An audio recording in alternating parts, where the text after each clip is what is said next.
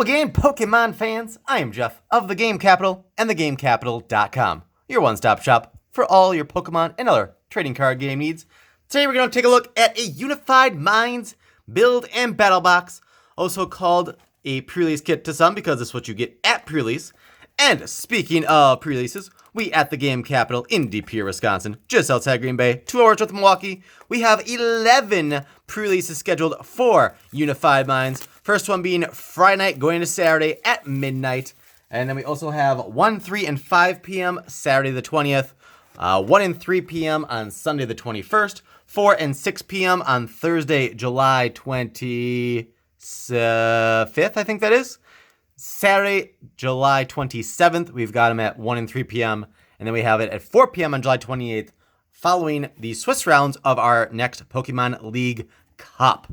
So definitely check that out. You can find more details for that on our Facebook page. Link for that will be down below. So in this, we're going to open up all this stuff. I'm going to try to quickly throw together an example of what a deck might look like for this to give you guys an idea of what to expect in case you've been to a pre-release before or you just want some extra tips or an extra example of what a pre-release deck might look like once assembled.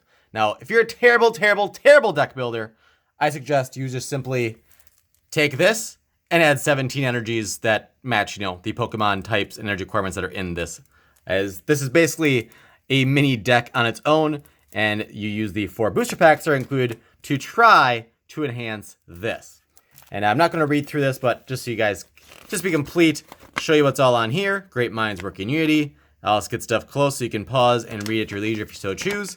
And here are some extra building tips as well. So 40 card deck is what you'll be building, and you play with 4 prizes instead of 6. If you get more than 4 copies of a card, you can use them all, etc., etc. And there's just about 13 to 16 energy cards in your deck.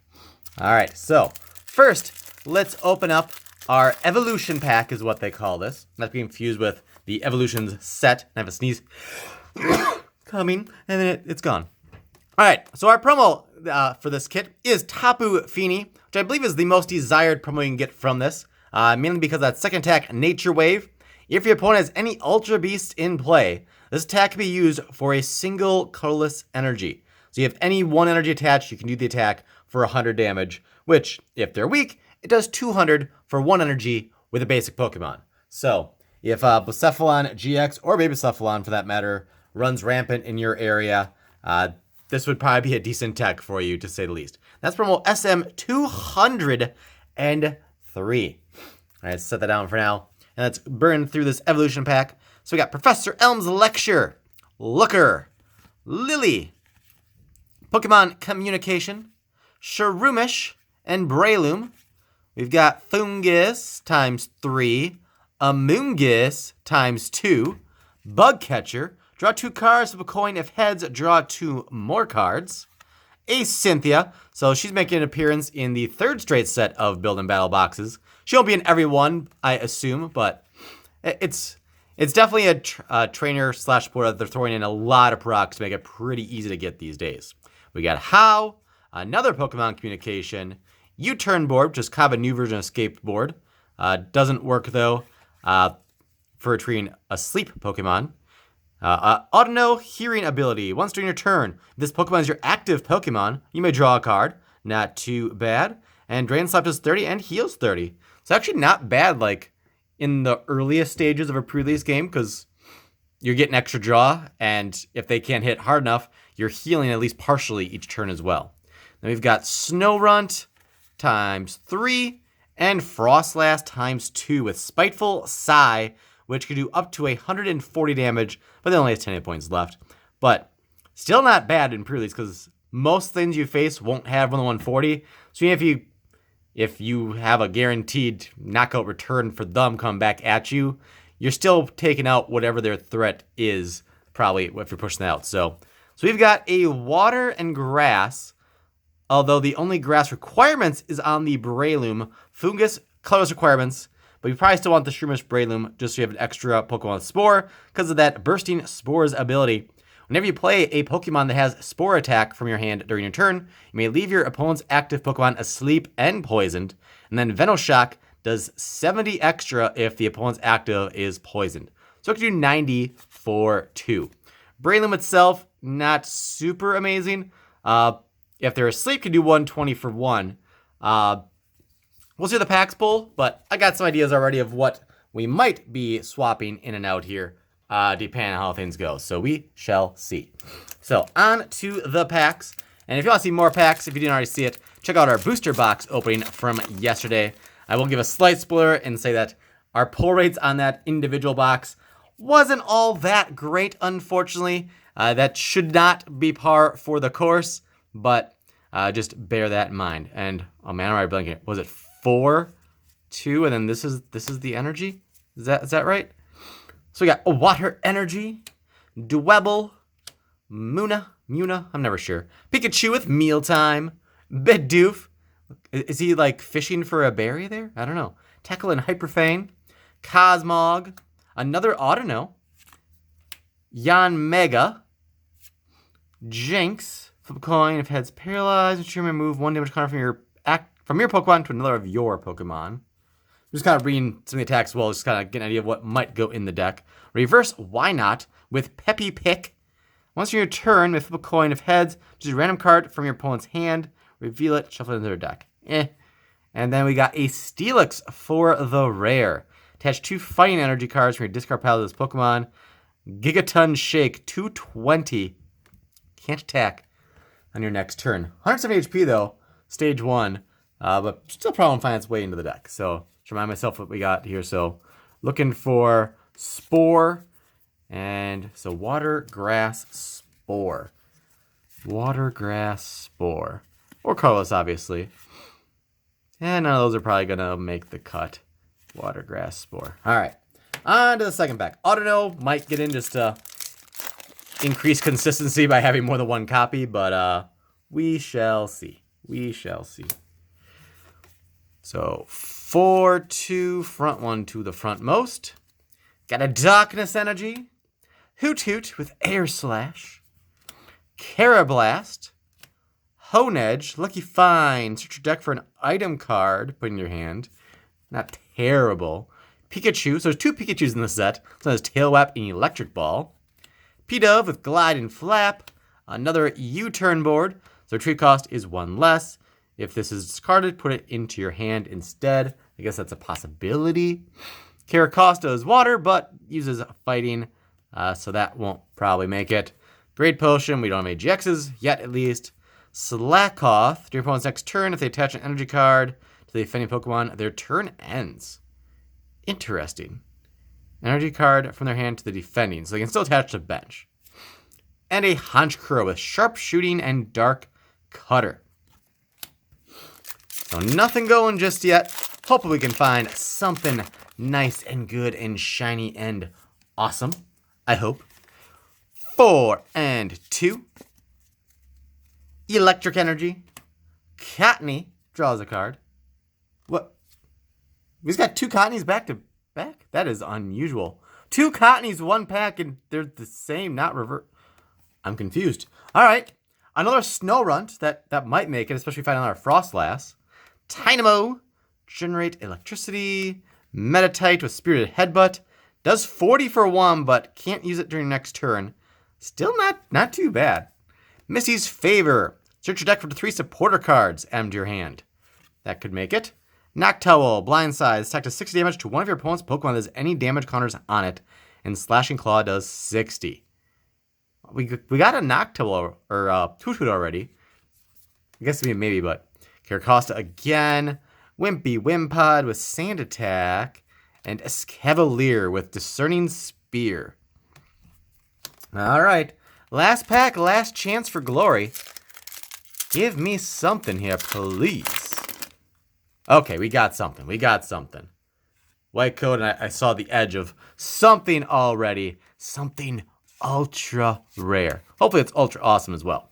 So we got Psychic Energy, Axew with Unnerve, Finneon, Stunfisk, Gibble, Lickitung. I don't think we have too much with forward retreat for heavy draw, though. Cherish Ball. That's a good card to pull, just not forward within the pre-release deck. It searches your deck for a Pokemon GX. Tag switch. Move 2 energy card from your tag team Pokemon to one of your Pokemon. So another thing that would have to utilize GX switch. Well, maybe we got one here. Maybe. Elgium with Psybeam. Reverse is a Sewaddle with surprise attack. And our ultra rare is... Could it be Mew? It is! Mewtwo and Mew GX. That is indeed perfection. This is the most desired card of the set and is looking like it could very well basically be the new meta. Not great for a pre-release pull as far as a card that's going to go in your deck, but for competitive play in general, well, this is what you want to pull. I mean, you want to pull in Rainbow Rare if you got your pick, obviously. But so perfection. This Pokemon can use the attacks of any Pokemon GX or Pokemon EX on your bench or in your discard pile. You still need the necessary energy to use each attack. And then Miraculous Duo GX. This Pokemon has at least 1 extra energy attached to it, in addition to this attack's cost. Heal all damage from all of your Pokemon. So I guess being a GX move, you could still put that in the pre-release deck. So that would be an option, although we don't have any other psychic stuff already, so it wouldn't splash in there very nice.